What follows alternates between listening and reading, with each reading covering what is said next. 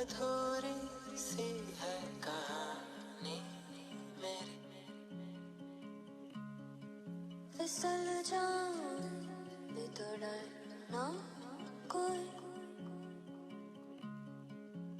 रुक जाने की जरूरत। The current is coming from here, फिर इसमें से जाता है, फिर 12 वोल्ट होता है। आपको सर्किट बोर्ड दिखा दूंगा आप लोगों को बाद में, सर्किट डायग्राम। मुझे ब्रेड बोर्ड यूज़ करना चाहिए था लेकिन मैंने नहीं किया। अब देखते हैं कि फिर भी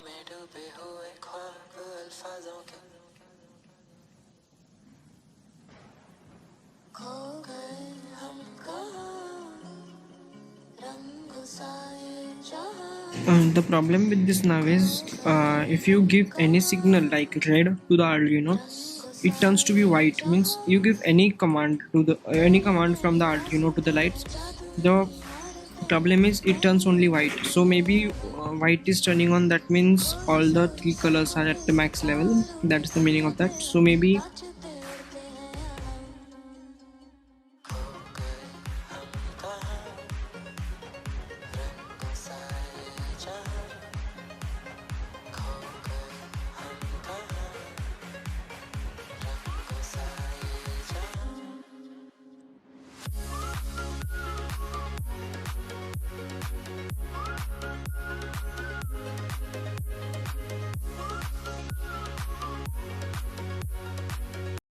this is connected to my home theater because I want to see if there's a noise or not, because the first one I made it was pretty noisy.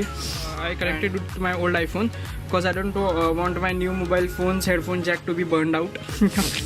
It should start taking serial input using 500. So let's see if see 514, 515. These are the constant reading. Let me show you. These are the constant reading that we are getting. What we have done in this box is see, sine wave is like this, that it's ranged from 5 volts to minus 5 volts. So what we have done is we have shifted the minus 5 volt upside to 5 volts. That means कि now the audio signal has been the audio is not negative, so it's only positive. So because of that it's not 0 here, it's starting from 5 and 5. So let's play the song. Hopefully we get a clear sound from this, because the first one I made was so without it. Let's play, fingers crossed. So I think it should work. 5 and 4 reading is constant, that's 5 and 4. Let me, it's not zooming in, so okay, let's play this. Oh, it sounds clear, bro. See, the values are also changing.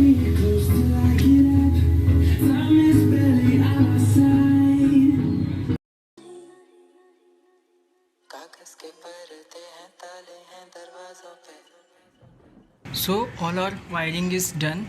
I have attached this, the normal RGB clip, so that it doesn't create any confusion when you are wiring up to both the ends. I have also attached this to both RGB clips on both the ends of this circuit. Now the LEDs are attached. We also have adjustable LED strips wired up down here. So first of all, let's close this and paint it so it will look nice.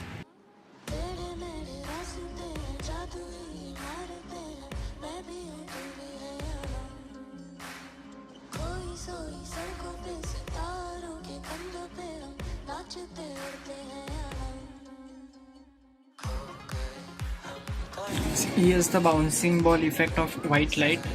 So now the circuit is here's a 100 microfarad capacitor. Just a second, let me focus. This is the 100 microfarad capacitor, and it is connected just before it's connected in parallel with these LED strips, positive and negative voltage. And this is the 330 ohm resistor between ESP8266 and data line of this, so that to hook up the spikes in data line, so that our first LED this doesn't get damaged because of voltage spikes. And this is the 1000, I told you this is the 1000 microfarad capacitor, and the ground is common between ESP8266 and 1000 microfarad capacitor. So the job of this capacitor is to reduce the noise in the circuit. So this is the circuit right now, and I'm going to solder all of this. So I thought before soldering I'll show you all what I'm soldering. And these are the pins that we are going to use, the same pins that we used here. these are the adjustable LEDs pin, so we're gonna use it here so we can easily remove and attach it later. So let me join this and then I'll show you.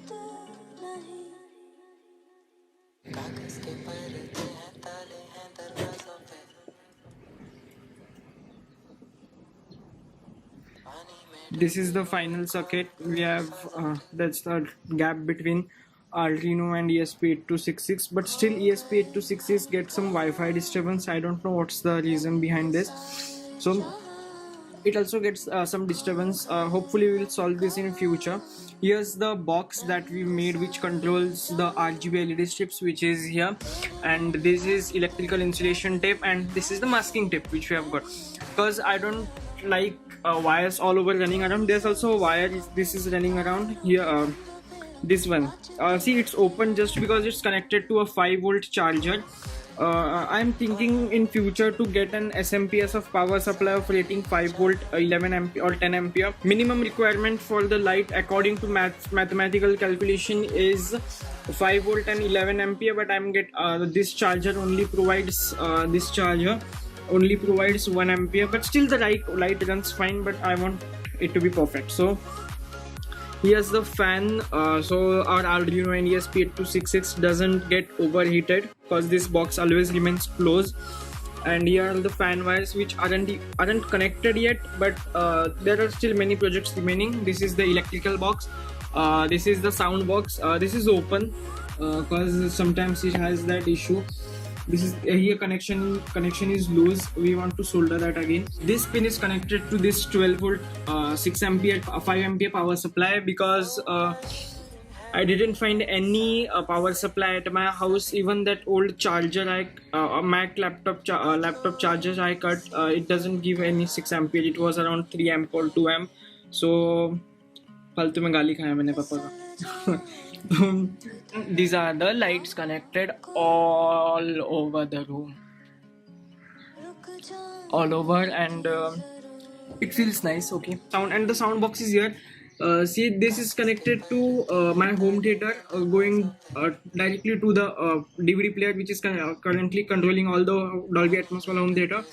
And this wire here, which goes inside the sound box, is used as an aux cable, which is near TV, to connect our devices like PC, mobile phone, and etc. All this to get the input as a sound. And here it takes the input from here, gives it to the Arduino. Arduino analyzes it, decides the color through this box, which color should be there of the LEDs according to the code we have written, and this box then eventually control the LEDs up there.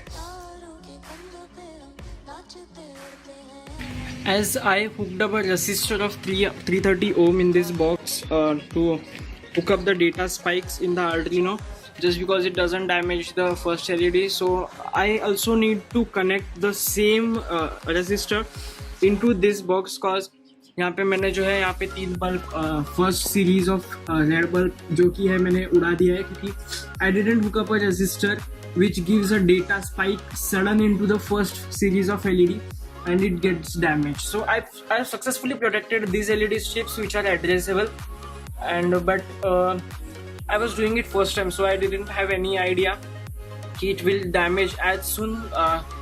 It's been 1 month of use of daily 1 to 2 hours, and that damaged the first series of LED. We need to give the same resistor as we use in this box.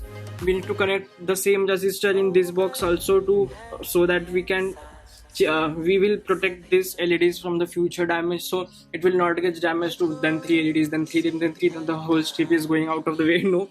So there's the issue, and there's also the issue of this power supply that we are using is, see, there are some kind of effects which aren't working because of using the less power supply. The white color is not pure white, and there are the last number of LEDs which are